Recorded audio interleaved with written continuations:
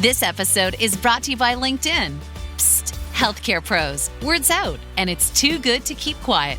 Look, LinkedIn is revolutionizing job hunting, making it possible to search by specialty, shift preference, and salary. Endless scrolling is out. Whether it's a mental health therapist or dental hygienist, finding the perfect role is faster and easier than ever. Head to linkedin.com/healthcare and start your search today. But you know, happiness can be found even in the darkest of times. One only remembers to turn on the light. It takes a great deal of bravery to stand up to your enemies, but a great deal more to stand up to your friends. The ones that love us never really leave us. Working hard is important, but there's something that matters: believing in yourself. If they can do it, why not us? Hey everyone, welcome to Hogwarts, a podcast. Hey everyone, welcome to another episode of Hogwarts, a pod. We are covering Harry Potter and the Cursed Child, Act 3, Scenes 6 through 9. Elizabeth is back with us. Hi everyone. And, ladies and gentlemen, we have the return of Julie. Hi everybody. So, because Julie is on, you can feel fully confident that we will have some takes today. We'll have to see what those takes actually are, but I can promise they're a doozy. So we'll begin our discussion with Act 3, Scene 6, and we get an introduction to the campaign room at Hogwarts that was hidden in Snape's classroom. We get Scorpius immediately being pinned to a table by what is described as a magnificent-looking Hermione, who is in full warrior mode now, and it suits her. What? It is an odd description. It's really awkward. I don't love it. It's like when you think of Hermione, like, I get it. This is an alternate timeline. Things are different. It changes people. But, like, she already was in warrior mode before in the original books. And now all of a sudden you're like, she's in warrior mode. It suits her. Like, And her previous warrior mode wasn't violent. I mean, like, yeah, she did violent spells, but it wasn't, like, physical violence. That's not Hermione's thing. Why would she go to physical violence when she can use Pin a a wand? child to the desk seems a bit aggressive for Hermione. It's a bit, yeah. like, why not just use a spell. magic to... Yeah. Whatever. Well, she does threaten some magical, I guess, violence towards Scorpius. Hermione threatens to turn Scorpius's brain into a frog and arms into rubber. To be fair, I do find it funny, the idea of a frog just hopping around. But, like, she's so capable of complicated spells, and she's reverted to something that, like, that's a threat that you would give as, like, your second year, and being like, I'm going to turn your brain into a frog. Percy turned a full-fledged person into a sea urchin. Like, that would be a threat, you know? Exactly. Yeah, which she's, again, probably capable of doing at this point. Snape jumps in and says, no, he's good. You never really could listen. You were a terrible bore and a moderate to average student, which, that's on par for Snape, although he probably would have used harsher words, honestly. I was so like, geez, okay, Snape. Like, terrible bore, then what do you define as, like, a decent student? Because Hermione was that. Average, moderate to average at best. I do think he does get enjoyment of taking a shot at Hermione, though, whenever he can. And this would be a shot at Hermione. I mean, to be fair now, we think, this is kind of maybe not Snape's best, but we're talking about Hermione now. Calling her an average student, that is like a mortal wound to her soul. She was afraid of failing a class. You call her an average student? She still gets under his skin. Threatened to turn his brain into a frog and arms to rubber. I think she deserves moderate to average student at this point. So wait a minute. Does that mean Julie agrees with Severus Snape? Like, you're kind of a boring... That was boring. You were always average. Julie, you're being recorded right now. We got that on the recording. Delete the tape, Dan! Amazing. Okay. Ron enters the scene as Scorpius tries to begin to explain. Ron is described as spiked hair and less good at the rebel look than Hermione.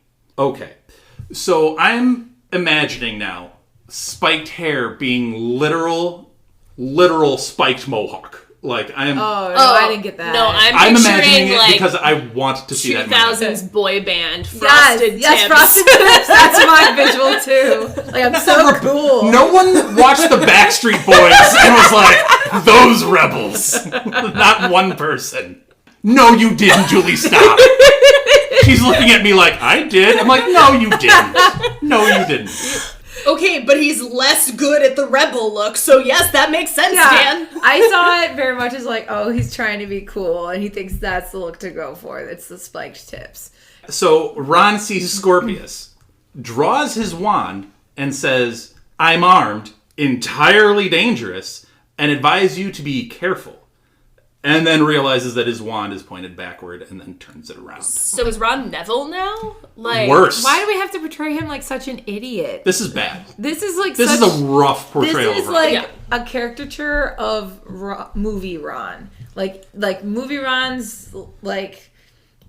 I know they gave all his good lines to Hermione, so the diluted version of that Ron, and then went through like an idiot machine. This is far worse than the movie Ron. Yes. Well, it's like you sat there and went, okay, so what does Ron do in this situation? And again, they've already been in this situation in Deathly Hallows.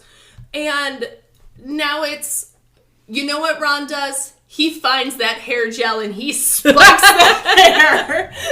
Because it makes him look tough. You want to know what else this timeline does to Ron? As soon as Battle of Hogwarts happens and they lose, he forgets how to do magic, guys. He pulls out that wand backwards and all the brain cells just gone. I don't understand. It's all the gel. If this timeline really split after the Cedric Diggory issues in Triwizard Tournament, then how did the DA lessons go? Because if he went through the DA lessons minimally, what is this? Yeah. Like, there's no excuse for it. Snape again jumps in and reassures everyone that, hey, no, Scorpius is good. And then the scene ends, and we reset the campaign room in scene 7. But obviously, we've talked a little bit about it. We've seen a little bit different Snape here. We've seen a much different Hermione, and we've seen a much different Ron. So obviously, we've talked about Ron, this being the worst Ron. Where do we really focus on Hermione here? Being the warrior. You said that she has been a warrior in the past, which is true. She seems obviously a little bit more wild child than she was in the past, where she was still in warrior mode as aggressive, but maybe just not as chaotic or unpredictable. I get the feeling we're kind of doing like a character trope of like the lone Amazon woman who is all aggressive, violent, masculine kind of warrior. And I don't think Hermione's ever needed that. She's got her brains, and that's how she fights. And she's very effective with it that way. Mm-hmm. I feel like the hard part for me is none of these portrayals line up for me. I get it, the timeline changed, there's different circumstances, but I can't see the chain of events that makes Hermione go from books and cleverness to brute strength, and then being like, all right, magic. I'll do that too. And I feel like that's the biggest disconnect for me, is that like it doesn't feel like any variation of Hermione that starts in that same storyline. Like, I'd give it to you if it's like in year 1 when they were trying to get the Sorcerer's Stone, that like they were all in that final chamber and it turned into like a fist fight or something. Like, then I might give it to you that like she ends up here, but there's no part of Hermione other than when she punches Malfoy that is like, hey, physical is the way to go, violence is the way to go. Instead, she's like, how about we set up riddles, guys? Yeah. I do agree with both of you that this seems like an odd portrayal of Hermione, and I don't really agree with it. However, in the context of she has now spent 19 years, or more than 19 years, in a dystopian, Voldy-run government and wizarding world. It's fair to say she could have and probably would have gone through some personality changes. In theory, she's watched a lot of her friends and loved ones perish and die, and probably not in the greatest of ways, and probably then touted as some sort of trophy, I would imagine, because this is Voldy's world. So I would buy that there are some personality changes that go along with all of that loss and fear and anxiety that you're probably kept in. I would more buy an idea of Hermione turning to dark magic than I would violence. Because I could see her being like, okay, all those atrocities that you're talking about, all that horror that I've had to deal with, okay, fine, they're going to play dirty, I'm going to start playing dirty too. And I could do it in such an effective way that you're going to regret the day you ever mess with me or my friends. Yeah. I could see it as that, or that she's quicker to the magic, that instead of being like, what's a Malfoy doing here, that it would be like immediately she uses magic to like tie him up so that he can't do anything. Like, I could see that where it's like there is zero trust, but I don't see the like switching to this weird physical Rambo violence thing that's happening here. I like the Rambo comparison. I do. I gotta say it. On Rambo, we're going to move on to Act 3, Scene 7, which is still in the campaign room, and it's reset after they're allowing Scorpius a chance to actually tell them what is going on. Scorpius ends up telling them the whole, for them, the alternate reality and history and crucial, more private details that would secure his believability in this whole thing. And he does this while Hermione is studying the Time Turner during all of this. And Ron, after Scorpius tells his tale, the first comment out of his mouth is, so wait, you're telling me that all of history rests on Neville Longbottom? Wild. Fair. It is fair. Neville wasn't allowed to do the one thing that sent him into a legendary status. And again, if this is the Ron that we're getting, how did those DA lessons go? Because that's where Neville really forms his more leadership. Himself? Yeah, his more leadership abilities, his confidence is through those DA lessons. Like he always, even in book 1, is willing to stand up to his friends, and that's what he gets the bonus points for, and that's wonderful. But I don't think anybody takes Neville seriously until at least post book 5, and really as a legend until book 7, but he's never allowed to do that. Ron continues with, the DA has shrunk considerably since its peak. We're kind of all that's left. And then he continues on with, Granger and I are both wanted. And then Snape inserts himself. Well, yeah, but, you're kind of less wanted. It's really her. She's the one that's wanted. Scorpius clarifies that Voldy is indeed dead. Harry and Hermione work for the Ministry of Magic, and Ron runs a joke shop in the other world. Ron gets offended by this, saying that, are you kidding me? I only run a joke shop, and they're like high-level ministry members? That doesn't seem right. Well, if I bring up the kids, and that's all I'm going to do, the mom's got to be super hot, right? The exact quote is, their mother is hot. And Scorpius reveals that they are, in fact, married in the real timeline, despite every other alternate version of this couple that we see is completely shocked by that detail. Okay, this might be my favorite part of the entire play. Is this like running gag that they're like, I'm sorry, what? Every other timeline except this one. They're like, oh, okay. Like, they never even considered that possibility, which is interesting. Mm-hmm. Hermione ends up asking about Snape's fate in this alternate world.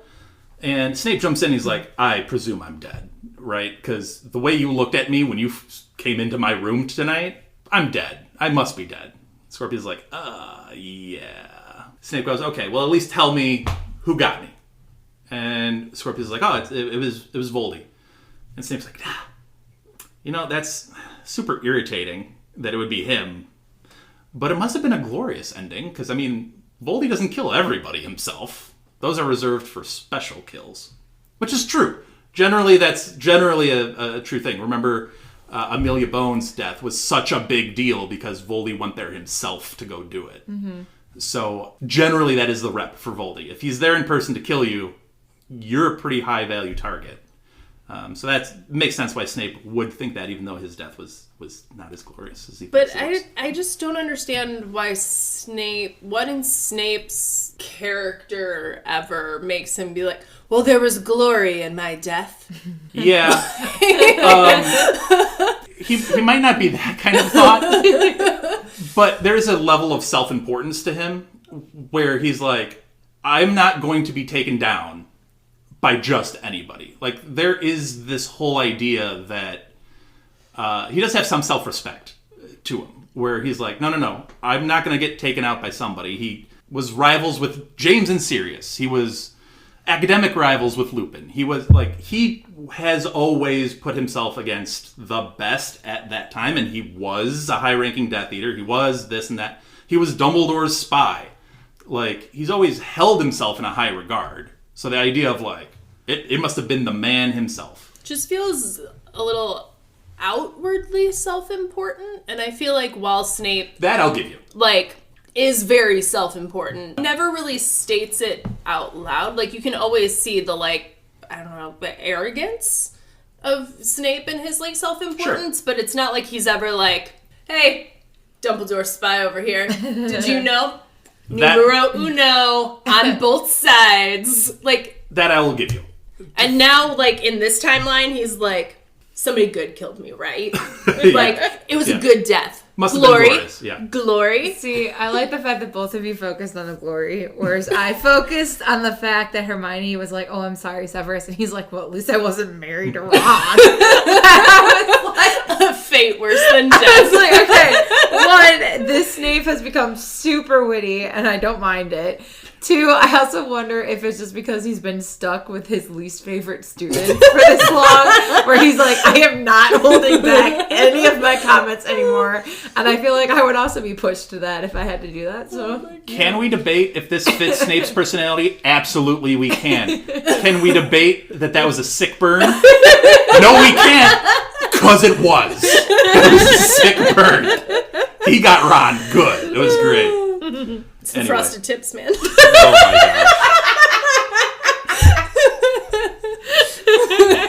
god. Scorpius then details the spells that were used to derail Cedric in the Triwizard Tournament, and that the Time Turner only gives you about 5 minutes, when Hermione's like, okay, can we move past the I married Ron bit and get to the actual, like, important stuff? Snape and Hermione then get into a massive debate about which one of them, if any of them, should accompany Scorpius on this mission to fix things. The idea being that Hermione was like, look, I have fought this too long. If anyone's going to do this, I want to make sure it gets done right. I'm doing it. And Snape has a point. He's like, look, you're the face of this rebellion. You are everything about the rebellion. You're too important to lose. The rebellion of 3 people. A lot of failed coups in 19 plus years. A lot of failed coups. It's just, I didn't think about it when I was, like, reading it, but, like, going through it now, it very much reads that Snape is like, my love, you cannot go off and fight this battle. You must live on. But it does make sense for Hermione to go because she also has the most experience with the Time Turner. Mm-hmm. That's true. I get both sides of it. They ultimately end up settling on literally everybody goes, which... Okay. I mean, that's a choice. And that I get Snape and Hermione both going because at least they're both competent. Ron I'm not... Yeah, I hate to say it. Usually I'm all for Ron participating, but this version of this world's Ron, why are you bringing him? Like, you gotta leave him behind, right? This is our one potential shot to end this. If this works, great, everything's changed, and our histories are erased. If this fails, are we prepared to die right now? And I think both of them have made that choice of like, yeah, if this fails, I think this is just it.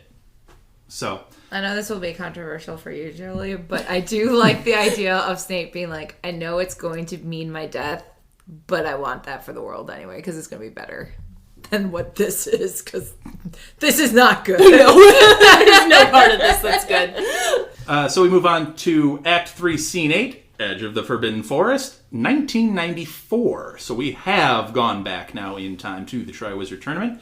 And we basically watch as the scene from part 1 plays out with Albus and Scorpius appearing in Durmstrang robes.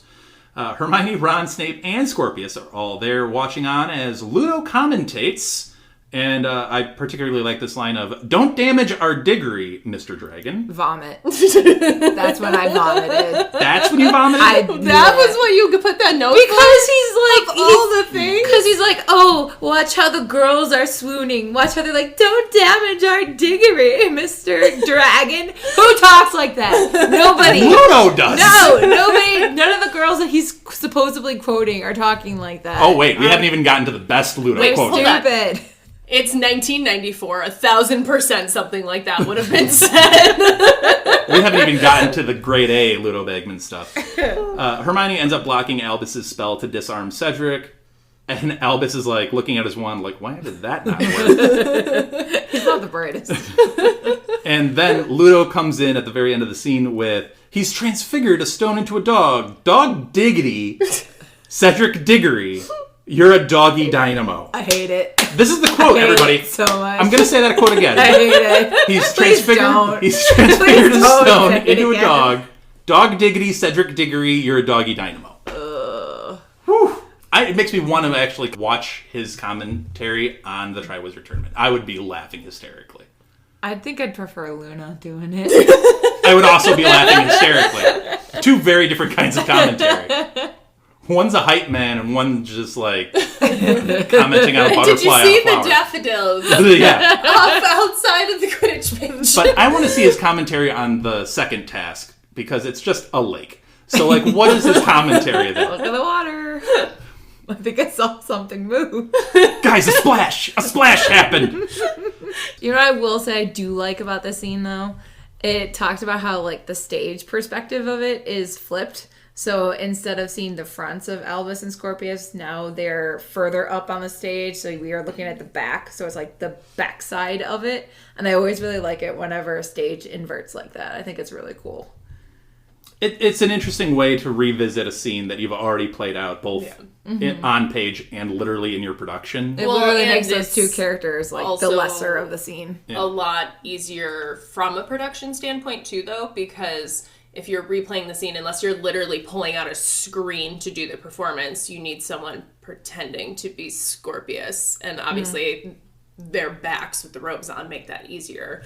But I agree, it is also like a really nice, like, it's fun to see visual when you're seeing it played out again. I also feel like Albus being unsure why the spell failed is like peak Harry Potter, though. Like saying a spell and being like, wait, what? I don't get it. Peak Harry. What I would love is if Harry was peeking out from the champion's tent and we basically revisit the Chamber of Secrets scene where he's just peeking out and he doesn't see Hermione, Ron, or Scorpius. He just peeks out from his tent and sees Snape just like muttering words and just like, Snape is trying to mess with Cedric. But Harry, Snape was like in the stands, like over here. What are you talking about? I can just see it happen. Anyway, that is a very quick scene of them just trying to block one spell, essentially. And clearly Ludo is the MVP of the scene. I do like that it's a quick fix, though. Because this idea of, like, how do you change the past when someone is changing the past? How do you stop them from doing that? I like how these adult versions of these characters are like, I'm sorry, they used Expelliarmus and Engorgio. Well, those are simple enough spells. Okay, Shield charm. And the one who was like, well, those are stupid easy spells is the guy who was pointing the wand backwards. Like, what?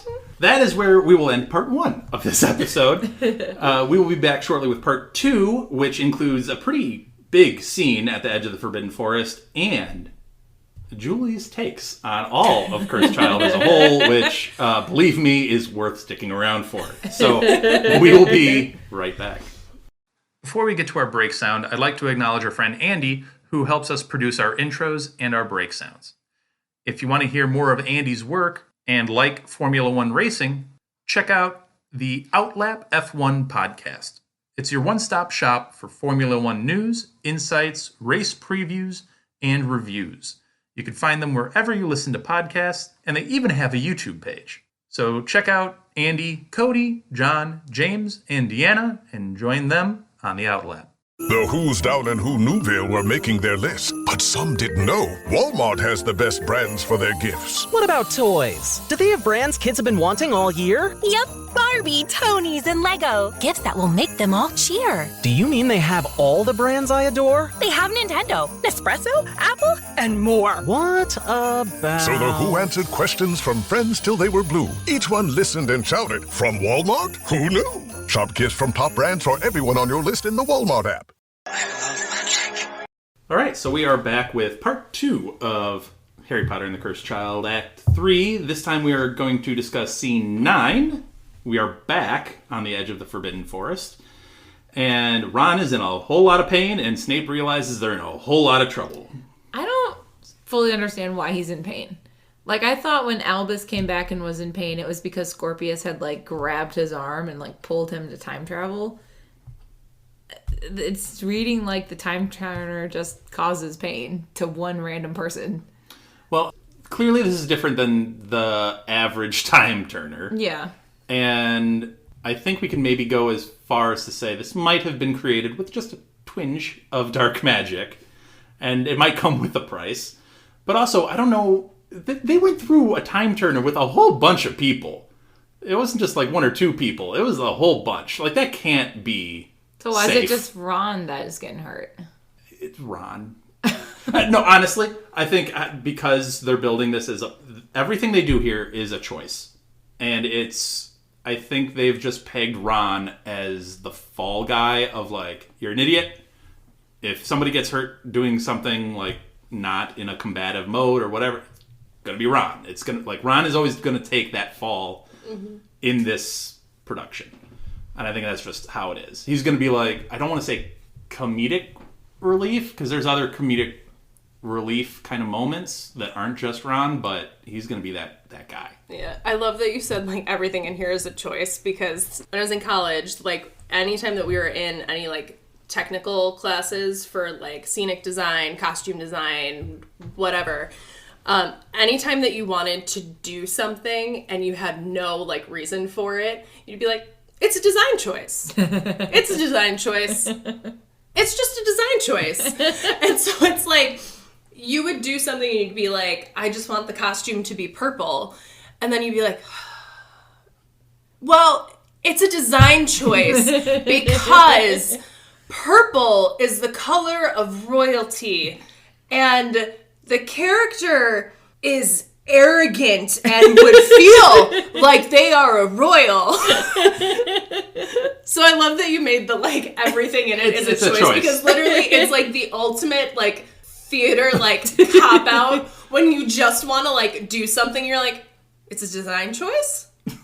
It's a character choice. We're just going to go with it. Same thing. When you're acting, you go, it's a character choice. Yep. My character choice is that they snap every time they walk. I don't know why. I just wanted to snap while I was walking. I do like Snape here, though, realizing very quickly, like, hey, wait, we are wide open. There's no cover here. 2 of you are extremely wanted individuals. Like, this is a problem. And as soon as he utters that, we get Dementors appearing around the scene and around the theater again. Yeah. Which is a very cool visual when you're actually in the production. Yeah. Very ominous, and it does fill you with dread as you see these things. Hermione offers to stay behind, thus declaring her love for Ron in her apparent final moments. Ron is like, okay, can we just take a time out really quick, and can we kind of go over these feelings and discuss them in great detail as these Dementors are descending upon us? And Hermione says she's done living in Voldy's world, reverse the next task, change everything, including having her soul being taken. It's like a depressing version of Harry when he does his, like, sacrificial lamb shtick once a year. To your point, it does kind of hit you as, like, this very dark moment where she's like, for some reason it just hits me more, maybe because they're adults at this point, so they fully know the weight of their decisions. Yeah. And it just hits you a little bit more, at least for me, when she does say that. Snape is like, great, Scorpius, let's go. I do think, though, it's I don't know if anyone else feels this way, but the first thing that I thought of when Hermione was like, it's gotta be me, is I immediately thought of Ron in Sorcerer's Stone, where he's like, not me, not Hermione, you. And I don't know why, but it's like as soon as Hermione was like, it's got to be me, like that just flashed into my head because I imagine her saying it the same way that it's said in the movies of the like, it has to be me. Was that Rupert Grint's shining moment in all of the movies? It burned real quick. But Snape does grab Scorpius to flee to the lake. And Hermione and Ron decide to both stay behind. Do they produce Patronuses? No. Hermione makes a choice that they will not produce a Patronus because they want to give them the chance to actually flee. I guess the idea being that if you produce a Patronus, literally the Dementors will leave that area. Yeah. I took it more as they're going to be preoccupied by kissing us to be going after both. us. I mean, if they're there, they're going to be preoccupied, and if you send them away, then where are they going? But they talk of their alt-world kids in this moment. And Hermione, I took it as demanding a kiss, almost like, kiss me. Especially with the image that we have of her earlier being the, as Julie put it, Rambo of this world. Ron obliges before they are pulled apart and pinned to the ground as their souls leave their body in what is described as a terrifying moment. This is actually really quick. It goes from a lot of fun craziness where you're like, wow, Ron seems a little weird in this scene. Hermione seems a little off. And Snape is so sassy. Snape is so sassy. And then all of a sudden, it flips on you, and it's like, oh, this took a dark turn. And then you've never gotten the description of, Dementors forcibly, pinning you down, and it's like a violent moment. It's not like this slip into, a soulless sleep. It's like, no, we are forcing you down, and we are aggressively ripping your soul from your body. I think it's a technique that a lot of playwrights do, where if you want the trauma to hit extra hard, you put right in front of it some comedic moments. Mm-hmm. It's like, have either of you seen Come From Away? Yeah. Fantastic musical, but I think one of the things that they did best was similar to that is you would be crying from laughing, and as soon as you started laughing and you're like, oh my god, this is hilarious, it would just wallop you. And as soon as you're about to start sobbing, someone says something that has you laughing again. And there's no intermission in the show, and it's just a constant hour and a half of flipping back and forth of seeing essentially the highs and lows of humanity. And I think it gets used effectively, I guess, here too, of showing that there's still levity in dark situations, but also making the dark situation darker, have more weight to it. I think it's poorly written. You just commented. Julie just so expertly demonstrated the whiplash effect when she complimented it, and then she ripped that compliment away. Yeah. They were attempting it. I get it's supposed to be all sweet and romantic, and it's I've always loved you. Kiss me and we'll talk about our future kids. Death. We died together. I hate it. I hate it. I think they could have cut it a little bit. I think if you cut out maybe the kid talk or maybe the overdramatic kiss. I actually disagree. Really? I think if they added more to the lead up of their death, I would have felt a little bit better about it. It just feels very wait, hold on. Let's have Hermione declare her love and then they die together like Romeo and Juliet. See, I think if you cut out the extra, that declaration might hit more, because then they never even get to fully realize what that even means. Not the kids, not the kiss, not anything. That's always kept apart. I wonder if I would like it more if they were sitting by the tree or whatever, waiting, and in those waiting moments before the Dementors came, maybe had the declaration of love and kiss, and then after that kiss be like, okay, we see them coming. Now we are choosing to stand here together as a couple to face off against death. Just delay the Dementors a little bit. Yeah, I get what you're saying. Like, I think it needs to be flushed out more. It feels very, like, rushed and, like, let's give them a romantic death. Yeah, like, the fans just want to see them kiss. Yeah. Well, I think that was actually the creative choice. Yeah, that was literally, they're like, okay, we got to do this. And then they had to formulate around it. And I think what we're disagreeing on is just how to go about doing that. To make it feel more natural, though. Yes. Yeah. Yeah.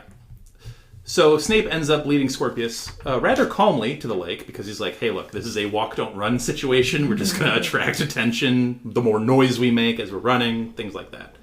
He coaches Scorpius on controlling his fear. This is almost an occlumency lesson that he's running right now as they're fleeing Dementors. This is maybe the most Snape, I feel like, is he's like, hey, look, I want to stay alive, okay? So here's how we're going to do this. You're going to do exactly what I tell you to do, and you will not mess this up. Now I want to flip it, because now he almost comes off as like one of those personal motivators that you see at like job functions.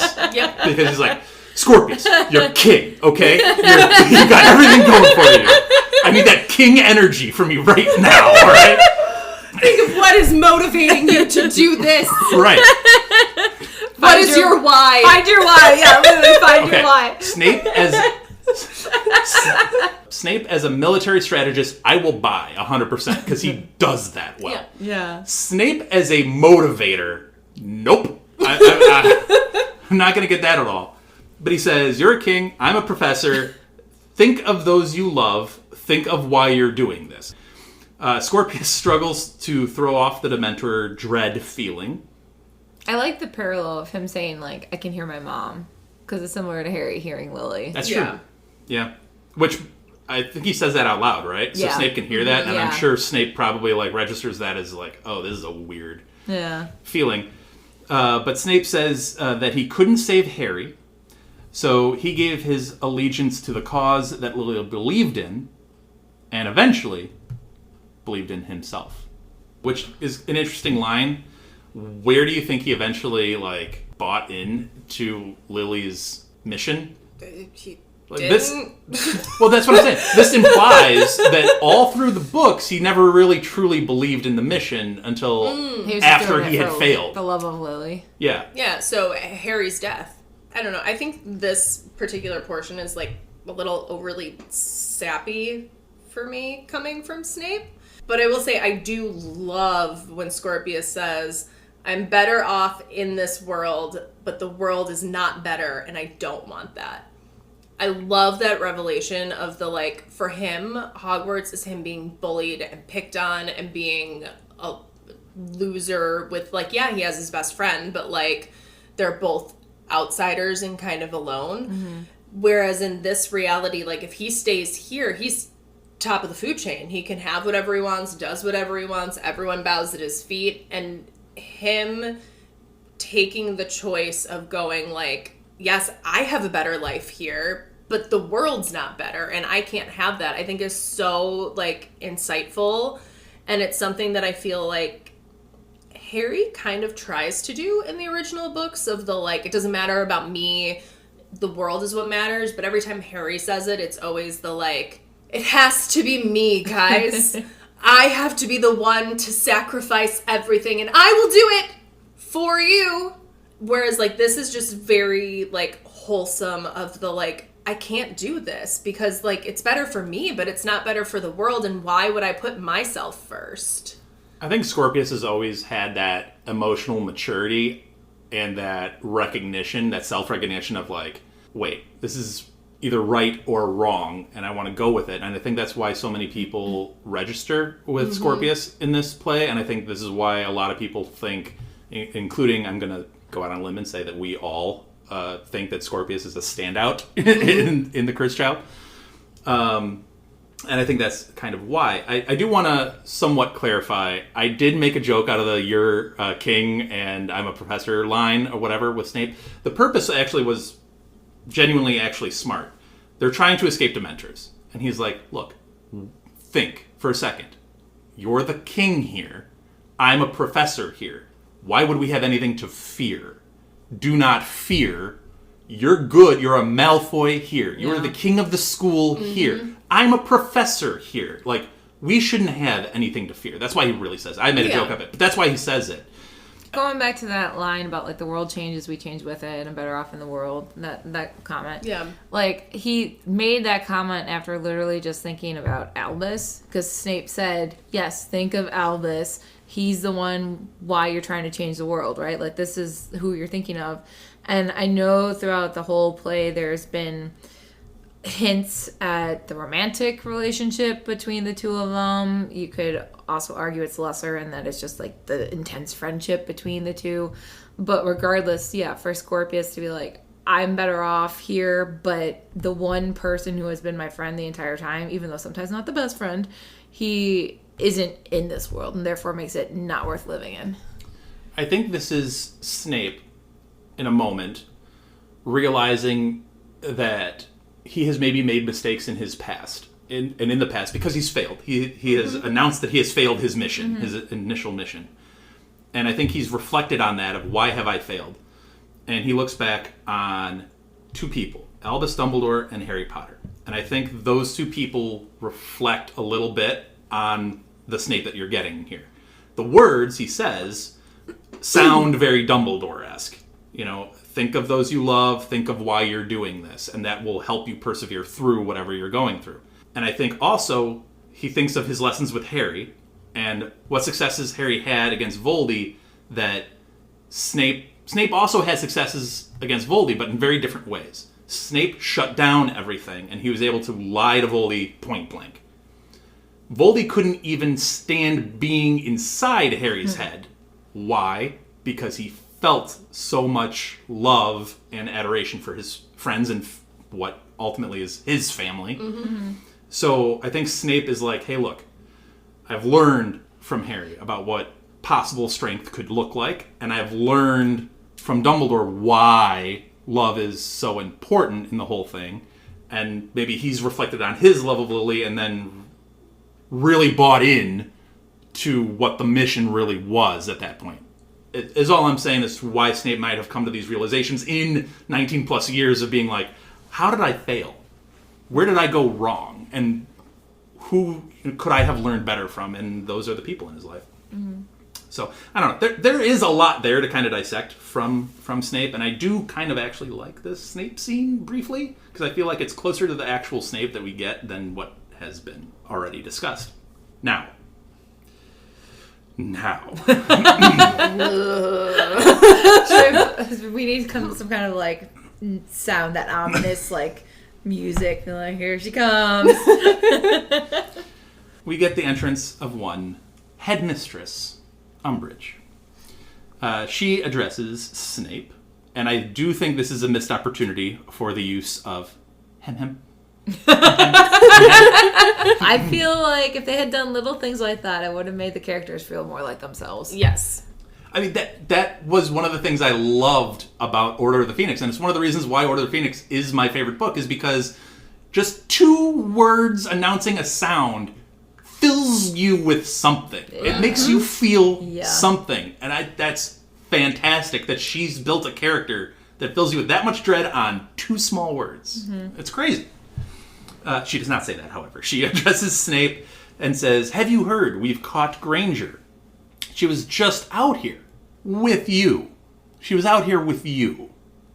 And Snape tries to sidestep the accusation before smiling and says, how long have you suspected? And, okay, so I have some issues. Before I read this, I'm just going to preface all of this with, I have some issues here. But okay, I'm going to continue.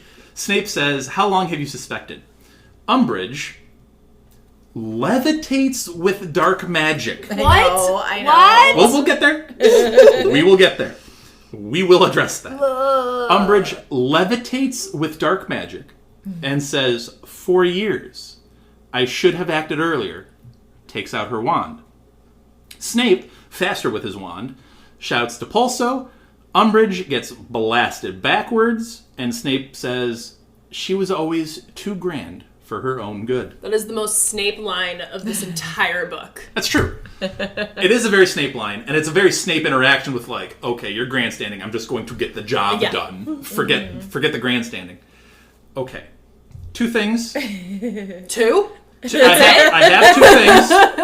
Snape smiling. I don't think he would smile in that situation. I do. I could see him sneering. Yeah, it's like... Sneering I'm okay with. Smiling I'm not. It's kind of like I picture it as almost like a smirk? Yeah. Yeah, where it's like... But that's not the word used. It's smiling. Yeah. Smile has which is very like different that sets a specific image in my head, and I just can't get around. See, but for me, I think of Snape, and even with smiling, I'm like, he can't smile. I would be okay with smirk me, or sneer. It's a if it was smirk, just a word choice. and it's the, like, I think it's in that second, it's not even that he realizes, like, the jig is up, but it's the...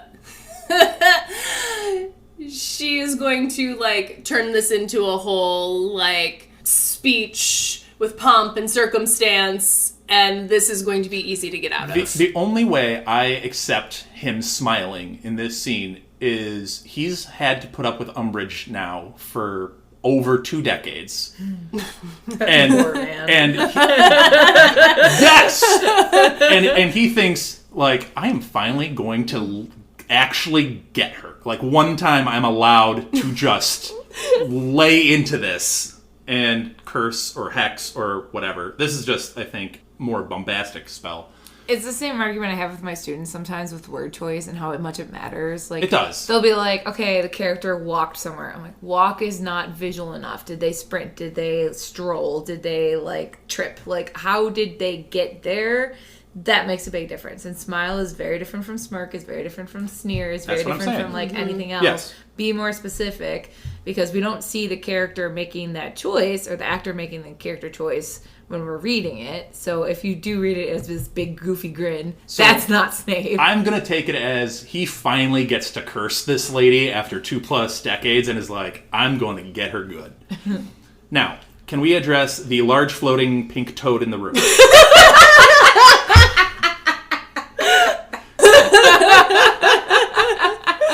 Umbridge levitates with dark magic. Okay. What does that mean? It's a great question. Can we pull out the original books and find anywhere that anyone levitates with dark magic? Well, other than Voldy. Snape. Snape could fly, but was it dark magic that made them do it, or was it some kind of other spell?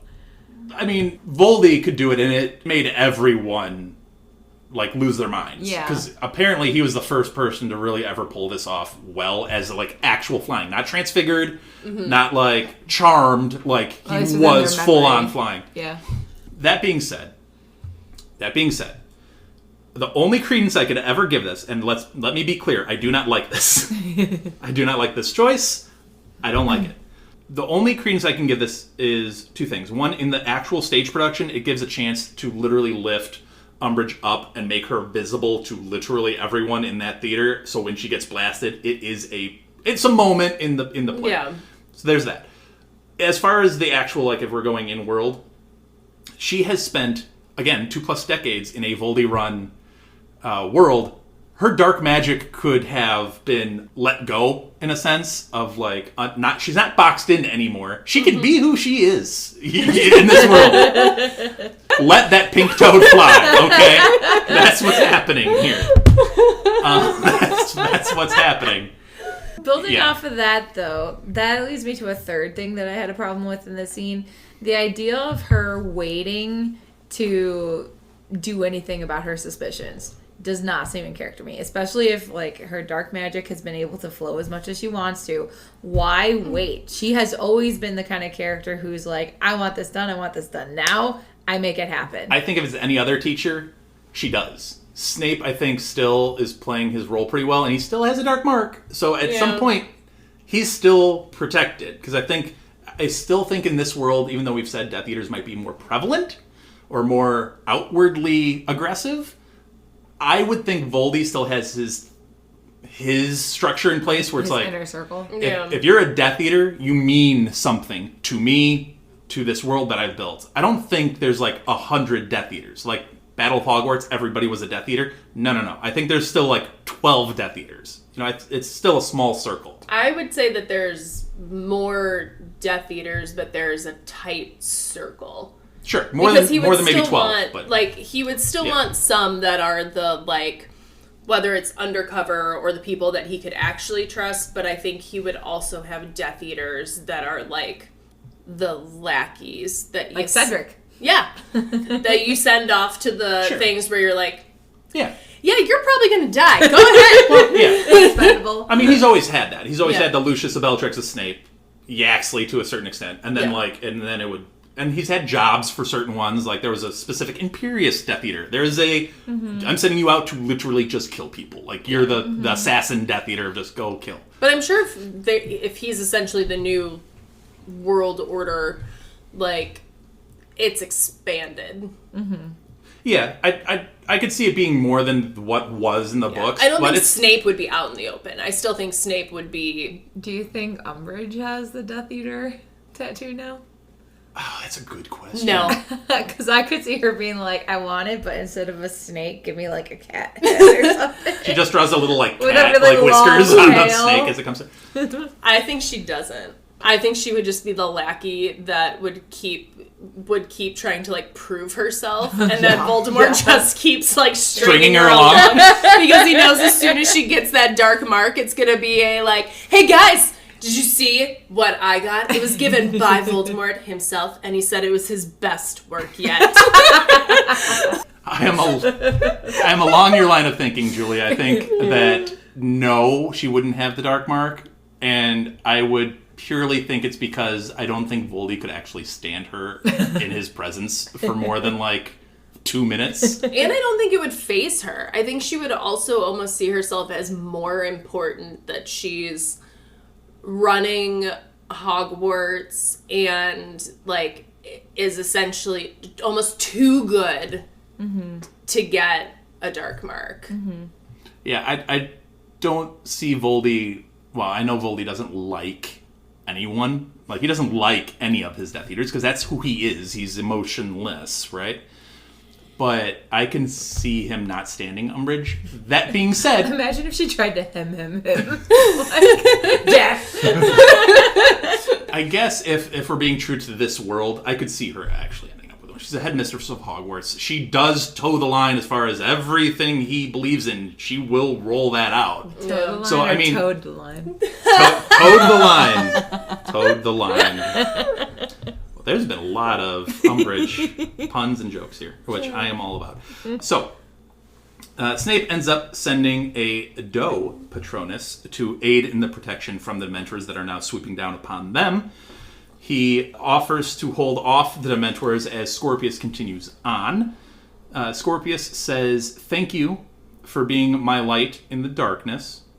Snape looks at Scorpius, every inch of him a hero, smiles, and he goes, "Tell Albus Severus, I'm proud he carries my name. Go." I do like that moment. I think it's cool for him to be able to, like, tell Albus that, yeah, your name. Like, I'm okay with it. And I'm okay, Harry, that you named him after me. Is it fitting of his character? I don't know, but I do like the moment. Okay. I don't like the moment. I think part of it is that it's very out of character for, like, the wording of it is very out of character for Snape, but it's also kind of weird to me because it's like, that's not the Severus that he's named after in a way. Because it's like... Different timeline, Severus. Yeah. And so it's like, he's not really named after you? You're the Severus that failed. He named him after the Severus that succeeded. And that's the thing. Yeah. And like... Yeah. All right, be ready for this one, guys. Oh, boy. The ending of the, like, looks at Scorpius, every inch of him a hero, smiles, tell Albus Severus I'm proud he carries my name, go.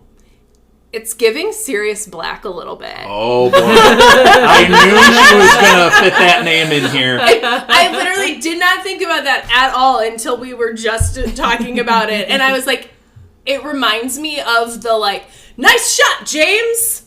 First, when I first read it, I did not like the Scorpius line of "thank you for being my light in the darkness" because it comes off as a little cheesy and it comes off as a very Severus puff piece a little bit. And he's only been talking to him for like an hour. That's true. On the first, like, quick read through. Mm-hmm. Really sitting down to read it, though, I like it. And here's why. when we've gone back in this timeline, we've sat in this timeline for a little while. Like, Scorpius has been here for a couple of days, and he was literally on the outs. He was like, this is awful. I don't know where to go. I don't know who I am anymore. Who am I? Who's my dad? What is this world? And then he found his light in the darkness. He found Snape, which gave him an out. Mm-hmm. So on a reread, really thinking about the line, I actually like it a lot more. To Scorpius in this moment, there's no better person in literally this world than Severus Snape. And it is kind of fun to see a character who we've seen the entire series as being so dark and misunderstood as being considered somebody's light. Correct. Looking at it through Snape's eyes, Can you imagine a kid even saying that to you and being 100% genuine? Like, he means this. Mm-hmm. And having that said about you, generally, anyone at any time having that said about you is a wonderful feeling. But in this, again, with all of the darkness surrounding him, I mean, it must be a really nice moment. More Snape redemption. Well, Not here for it. Well, okay. I'm okay with Snape redemption. I'm okay with it. This does strike me a little bit as to a fan fiction kind of ending. Mm-hmm. Because I feel like it's something they specifically wrote in to really wind up Snape's story arc of like, look, he's now been able to recognize and acknowledge Harry's acknowledgement of Snape's sacrifices and all the hard work that he did, putting his life on the line. This is like, let's give everybody that moment that Snape acknowledges Harry's recognition of him. It feels full circle, and I just always like it when the plot comes full circle. You said this about the epilogue of the actual series. Yeah, I didn't like that epilogue. You didn't think you needed it. Yeah. This is something I don't think I needed. I think I was cool with Snape having the ending that he did, and us just playing around with the idea of, like, how would he really respond to Harry's acknowledgement of all the sacrifices he made? Mm-hmm. I think I was fine with that. And while I do, and I am on record as saying, I love me some content. Give me all of the Harry Potter content. But I like it for the character of Severus Snape to just be like this unrequited, like he never got there. He never got Lily's love. He never got the best grades. He never got the best, like, laugh because of James and Sirius. He never ever got his moment of shine. Ever. Mm-hmm. And I kind of like that unrequited moment of Snape being like, you're so close. You're so close, and you just never got there. And it's an interesting story to tell about Severus Snape. He's a great character for a lot of different reasons, but it's also great that he never got his shine. See, I'm going to take the opposite of you. I think while I didn't need... What is going on? While I didn't need the epilogue, I do really like having this because I do think it's fun, even if it's two different timelines, two different Snapes per se, to have the timelines intermix in this way. It feels natural to me, and it feels kind of fun to have characters being able to comment on each other's timelines and have it still be a meaningful thing, because obviously the original timeline Snape could never make this comment, he's dead, but to have this Snape be like, this is how I feel, it has emotional value to Albus it. Severus, so how can he even say, like, but I think I'm it's proud more, that he has it's more my for name. Harry. He's the one that put you in this terrible timeline, and you're like, wow, I am so proud that you have made my life like this for 19 years. Thank you. I think that it's is an at interesting two point levels. that Albus Severus is the reason you've now suffered for 20 plus years. Which is very fitting because Harry Potter is the reason that you suffered for all the years before that. I took it as it's more for Harry to know, like, Snape is okay with it, but also considering how much they tried to hone in on the idea of, like, Albus is not happy that he's got his Slytherin side.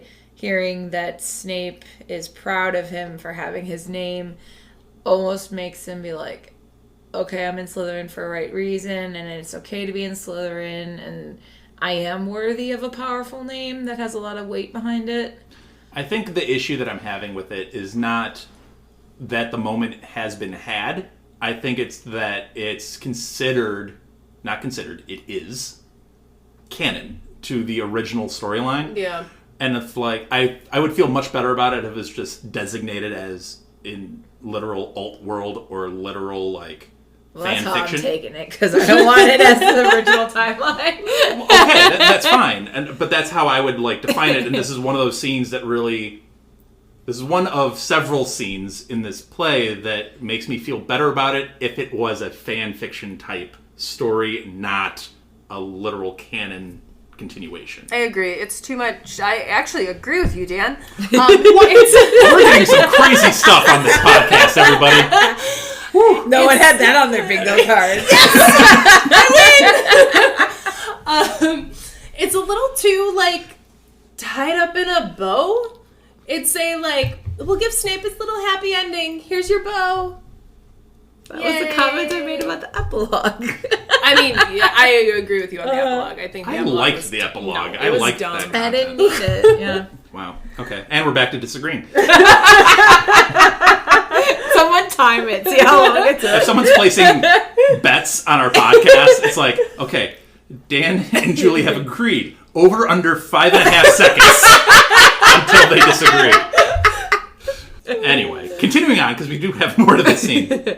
Scorpius takes off after the doe as it runs towards the lake. Snape is pulled to the ground. Again, we have a violent image of this event of the Dementor attacking. Pulled to the ground and then lifted high in the air as the soul is taken. The doe looks to Scorpius before disappearing. Which ending do you guys prefer for Snape? The original timeline with Nagini or this with the Dementor? I kind of like this one better, How come? honestly. I don't love the original ending of Severus Snape because I feel like, to our discussion earlier about the dignity of dying, to a character who is as great as Snape is, whether you like him or not, he is a great character, it feels like it did him dirty. Like, Voldy couldn't do it himself. He wasn't bothered to even do it himself. And we theorized at the time, like, did he actually care for Severus? And he couldn't just kill what was his, like, top lieutenant for the longest time? Or did he not care about him? Did he care about him so little to negative amounts that he was like, flippantly, here's this floating orb snake, let it happen. Like, it's just odd. Here, I feel like this is a better death because, again, he's actively saving someone. And this sounds so just trivial. It's cooler to me, like, actually having a Dementor, like, physically take your soul is just a cooler ending than being trapped in an orb with a snake. Yeah. Just to me. I think Snape's, like, original death is, like, to Dan's point, a little, like, lackluster. That it's kind of like, oh, okay, so that's how he killed. Like, I mean, yeah, I guess you were kind of tortured and it was drawn out, but, like, not like, even coming from Voldemort, like, Snape's death feels a little like and I like the visual of this better. I don't necessarily love that it's like the Dementors doing it, but I like that this feels a lot more sacrificial. And I feel like Snape's original death should have also felt a bit more sacrificial, since he was essentially sacrificing his life for Lily. I will tell you what, the ending for Snape that I would have absolutely hated, loathed, would be if Umbridge did it here. I would despise it. I would absolutely hate it. I would never get over that. See, I'm the exact opposite of both of you. I prefer the original for the reasons you guys don't like it. I like how the lacklusterness, the quietness of it, I think it brings a dignity to death, and it's nice to have a quiet moment against all the chaos of war. You like his dying moment. You don't like how he died, though. That's different. Okay, well then, yeah, I like the dying moment where it's quiet and it's like all the attention is focused on Snape's last moments and looking at Lily's eyes. Because presumably he doesn't actually die here. He just has the soul taken from him. Death occurs like a day or two later or hours later. Which brings up a question. How many people have we actually seen without their souls? Like, where do they put all the people who have had their souls sucked away? So this usually happened at Azkaban, is when this generally happened. So the idea would be the Dementor carries out the Dementor's kiss. That person is left as a husk of a human being just in their cells. They pass away, and then they're just buried outside of Azkaban, is usually how that process is carried out. But they talked about how, was it Lupin who was saying how, like, your body can continue to live on without your soul? Correct. Yes. So is it we continue to feed them and stuff? Or no, like, I would assume they just let them pass. Perish, yeah. Yeah.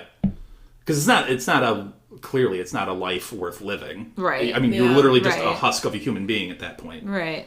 So I think they just let that process happen, and then they have buried you outside of Azkaban. It just makes me think in, like, the real world, what would be the legal battles of, like, okay, here's the family. Here's a family member who's been kissed. Does the family, like, allow for the lifeline to be cut and allow them to just die? Or are they like, no, we must continue keeping their corpse here, you know? We must put them on life support. Yeah. Yeah, that would be an interesting real-world application to it. I don't know. I would assume if you're sent to Azkaban legitimately, and then all of that takes place, I wonder if just being sent to Azkaban is enough of a shame to just be, like, just cut off from the family altogether. You know what I mean? Maybe. But anyway, we get this, like, weird break. After the doe looks to Scorpius before disappearing, then there's, like, this odd break of, like, time warping and change of scene, change of setting. And we get Scorpius ascending to the surface of the lake with Albus Severus, who describes Cedric as beginning to expand until he saw Scorpius next to him taking out his wand. And that's odd. Why would you do that? What happened? And Scorpius continuously begins to exclaim how wonderful it is to see Albus Severus and how fantastic it is that they have completely and utterly and wholeheartedly failed. And Albus Severus is like, what is going on right now? And Scorpius tries to hug Albus in the water, which is described as potential drowning. Potential drowning and not going well. I like the literal quote was like a difficult task. And I was like, you made the comment how they tried high-fiving underwater. How was hugging more difficult than high-fiving in the water? I will give this. High-fiving was harder because that was underwater at the time they were placing these spells. Yeah. This is on the surface of the water, which should be easier. Yeah, you get a little bit more, but you could still drown the kid, which is what he's describing. He saves him only for him to drown. Kind of, yeah. And Scorpius is killed out. Severus, the Time story turner. Harry, Ginny, Draco, and Professor McGonagall arrive on the scene because remember they exist and we've been away from them for so long. Scorpius says, "It's Harry! Harry Potter! And Dad! Hi, Dad!" You know what I mean? Draco is like, even my own son cares more about Harry Potter than me. Right? Like, Draco's gotta be like, you gotta be kidding me. Why are you so happy to see Harry Potter? No, he gets a hi, Dad. It's Harry Potter! It just reminds me of a scene like from like Wizard of Oz or from like Lord of the Rings where it's like, oh, and you were there. And you. Yeah, it's just one of those kinds of scenes. Ginny says that Myrtle has told us everything. That snitch. And McGonagall says, yes, Myrtle told us everything, but why don't you tell us everything since you were the ones that lived it? And Scorpius interjects with like, oh no, I have lost the time turner. And Albus is like, I'm sorry, what time turner are you talking about? We've never had a time turner. When I read that, the first time my brain did not go like, it's a teenager lying to authority. My brain was like, how did his memory get so messed up? I don't understand. This is our one comment from Harry in like however many scenes this has been where Harry's just like, okay, it's time to stop with all of this. It's time to actually spill it. And McGonagall's like, yeah, you guys have got a lot of explaining to do. And thus ends the scene. So it was a couple of action-packed scenes, and we got a lot going on in all of those scenes. And it was interesting to talk about. But before we leave, before we wrap this up, we must get Julie's thoughts on Cursed Child up to this point. As a whole, Julie, what are your thoughts on this so far? Ugh.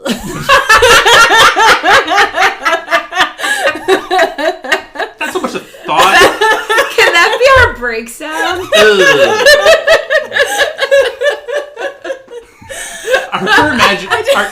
Our current break sound is Harry Potter going, I love magic. Like, that's what we want to go with? Okay, alright. Okay, so I was telling you guys before we started recording that I needed to go to my local library to get a copy of this script. Everyone support your local libraries. Co-sign that, yep. Mm-hmm. But because I knew I had a copy of it, and I could not find it anywhere in my house. Now, every single one of the original Harry Potter books I have read dozens of times. So I know where all of my copies are. I could not find my copy of Cursed Child anywhere. I checked with my books. I checked with my scripts. I checked with, like, the random box of junk that your parents offload on you from their house. Like, could not find it anywhere. And I was like, why do I not know where this book is? And rereading this script, I know why. It's because it's terrible. As a work of Harry Potter, it is terrible. None of the characters in this script read as the characters that we grew up with. It doesn't come across as the characters as they're portrayed in the books. It doesn't come across as the characters as they're portrayed in the movies. Like, it screams fan fiction of someone who, like, watched the movies once and then went, I bet a fan fiction of Harry Potter would make me a lot of money. Because all of the quirks, like we talked about with Umbridge, with the like, all of those little quirks that are so quintessential for these characters are gone. And in the beginning of the play, like, the way that Harry talks to Albus Severus and thinks about him is so out of character for Harry. Like, you're talking about someone who was raised in an abusive, like, household. He spent 11 years of his life living under the stairs, and you're telling me that when he has 3 children, he has favorites and he has a kid that wishes was different? For 11 years, he was punished for being different. And you're telling me that now, all of a sudden, that he has a kid, he's like, oh yeah, no, my trauma doesn't matter. You're different. I don't like that. Like, none of it tracks. There's so many little quirks that are missing, and if you took out all of the Harry Potter characters and just made it about some other wizarding world, I think it would be a great play. The thing that is consistently missing for me through the whole thing is relatability back to the books. There's no connection. Like, yeah, all these characters have the same name and there's basic plot lines, but none of it actually connects. And granted, I have not seen it on stage, but, like, reading through it and reading the visuals, I think it would be, like, I'm a sucker for visual effects, and especially, like, practical effects. And for me, it's part of, like, the big magic of theater is, like, the stuff like that you watch it and you're like, how did they even pull that off? And so from that aspect, I think it would be amazing. But as a Harry Potter piece, I think it's terrible. So I think their mistake was putting this out as a book, because people get to read it and break it down and analyze it like we're doing now. Well, especially when they advertised it as the 8th Harry Potter book. Correct. I think if they had just left it as purely a stage play that people can go and enjoy as a stage production, I think they would have gotten away with a lot of the things that we're bringing up, because it's a different world and you can just write it off as, like, it's like what Rogers the Musical is to the MCU. It's a fun experience that people enjoy, but no one's mistaking it for the actual Battle of New York that happened. Right. Like, so I think that's where it kind of breaks off. I think if they had just left it as something to enjoy at the theater, I think we would have gone and we would have been like, The lighting is great. Hey, the stage production was cool. How they did... Like the polyjuice potion? How they did a polyjuice potion. Cool. Some of the magic that they do, like literally firing spells at each other. Very cool. Scorpius comes off great. Again, comes off great on the page as well, but he comes off as great. He comes off as an electrifying character that you're like, I kind of want more Scorpius now. So if you put out the play, if you just put out the play, forget the book, and people are like, hey, Scorpius is a cool character. I kind of want more Scorpius. Give us more Scorpius. And then maybe do a book that's specifically about Scorpius and Albus's time at Hogwarts that's maybe more similarly structured to our books. Maybe you could sell that. J.K. Rowling literally gives her stamp of approval on it. Her name is on the cover of the book. You want my cynical take to that? That was how they could sell it? Money. Yep. It's just money. Yeah. Money. But at the same time, it's like, it's money, but you didn't read this and go, okay, but here's some edits.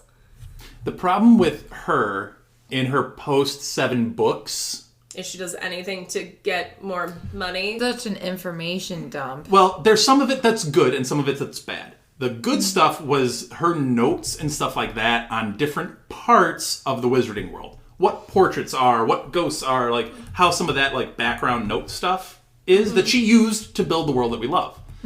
Where I think she messed up is stuff like co-signing this as a sequel to our Harry Potter series, or her trying to screenwrite some of these Fantastic Beasts movies, which they'll even tell you, hey, that was probably a mistake. We should have probably had actual screenwriters write this. And then they tried to do that later in the series, but at that point it was too far gone. Yeah. So, and that's why they had 5 movie plan, and then it ended up being 3. Because they realized, hey, wait, we messed up. Badly. So, like, I think she should have stuck to, here's our 7 core books. Here's some ancillary information about those 7 core books that helped make those 7 core books. That's it. Have someone else do. So if we're getting a Founders series, if we're getting a Marauders series, if we're getting some other series like that, if we're getting the HBO thing, which we're getting, have someone who's good at telling a story for the screen, tell that story. Yep. And, obviously the HBO series has the core material that they're building off of. And from what we've seen by set pictures, they're already doing it a little bit more accurately to the books. More detail-oriented. More detail-oriented, which is great. But if it's a Founders or a Marauders series, that they're creating a world from scratch that we've only seen tangentially at best, have someone who's good at writing a story for the screen specifically. Yeah. Is, I think, what we're asking for. But anyway. It feels very fan fiction-y. We talked about it with Snape. Also, I would argue that Scorpius being, like, the hero of the book is, the... Look at the great kid that Draco raised! Here's the problem with Scorpius being the standout of this book, though. It's not supposed to be about Scorpius. It's supposed to be about Albus. To your point about how you've only read this once, and you have only read it once, so you couldn't find the book. This is literally my second reading of it, and I've had the book for a long time, because I got it probably when it came out. I got it when it came out, which I literally went back and then I didn't touch it. Yeah, so Elizabeth never read it. You read it once when it first came out, I assume. Yeah, when it first came out, I got it, I read it, and then I have, you know what, guys? When I eventually find it, I will let you all know where it was hidden. Do you want the true story? So I read it initially, and I'm like, great, more Harry Potter content. I'm going to read it. And I got to the point of the demonic trolley lady, and I'm like, I can't. And I put it down, and I had to stop for a while, and I kind of forgot about it, if I'm honest. And then I came back a little later and was like, oh yeah, I haven't actually finished it. All right, I'll try to gut through it. And then I did. I don't love it for a lot of the reasons that Julie has articulated. I think it's a little fan fiction-y for what's supposed to be a canonical sequel. I get it. People change in different timelines. It's the purpose of the different timelines. But there still needs to be something that shows that they are the same person. Every person has core, like, quirks, traits, values that no matter what stay the same. Mm-hmm. And it feels like every time that the timeline shifts, they're like, guys, hold on. What if Ron has frosted tips? Well, I think what they ran into was the problem of they're trying to write something, but then they didn't I don't think fully commit either to it. So they still thought to themselves, hey, we need a Hermione Ron moment. We got to have a Hermione Ron moment. Hey, we got to have this moment. And then they tried to like shoehorn in what they think are core Harry Potter tenets when they should have just committed to a new story. Even if it was in this world with Harry Potter as a dad of a kid, that's fine. Just commit to that storyline instead of trying to tie in the same loops. This all being said, I do really want to say, if our conversation is steering you away from seeing it in person in the theater, it's a worthwhile production to go see in the theater. It really is well done.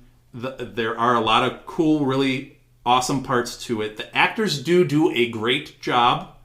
Let's support the theater actors and all those people doing those jobs. We went to an escape room and we saw that they had come out as a cast to do one of the escape rooms that we were doing, and they did it very, very well. They had the record time. But, we're not jealous at all. No, not at all. So they clearly like each other. But the play is different. It's a different kind of experience, and you do get lost a little bit in it, and the effects of the Dementors coming in is wonderful. There are reasons to go see the production. I'm just going to set that aside. And from just a theater perspective as well, the one thing to kind of always keep in mind when you're reading a script, and Elizabeth, I'm sure as an English teacher, you would also agree with this, that one of the hardest things of reading scripts and analyzing scripts is they're not meant to be read. Exactly. They're meant to be seen. So a lot of times, like in school, when you're taught plays, you read them and it doesn't stick, it doesn't resonate, you can't follow the story, and it's because you're, in a certain sense, you're not meant to as a single person. And a lot of things about characters, when you read a script and then you see it, like even seeing it at like a terrible like junior high production, like you see things in these characters that you would have never read. So in no way are any of us saying that the show wouldn't be worth seeing. Like I said, I haven't seen it, but just from reading the like stage notes of the visual effects alone, like is the one thing that every time it comes to town, I'm like, maybe I should go see it. Because like from a visual perspective, I have to imagine that if you have any interest in this world, that alone would be enough of a draw. Yes. I think that's the thing they did the best with it. I think they knew, like, we have to portray magic. It's a wizarding world. We have to do that really well, or else this will not work. And some of it's hard to pull off. They had to be clever in how they did it. Yeah. Which is a credit to those set designers. Yeah. And the actors pulling it off. Yep.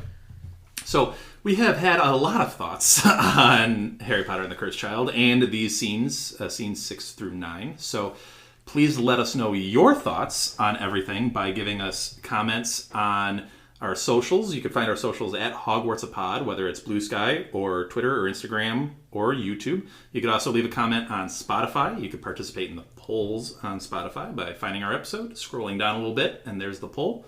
And with that, we will wrap it up, and we will be back soon with another episode. Thanks for listening. Bye. Thank you for listening to Hogwarts, a podcast. If you like what you've heard, please click the subscribe button on your preferred podcasting app and follow us on Twitter and Instagram at HogwartsAPod.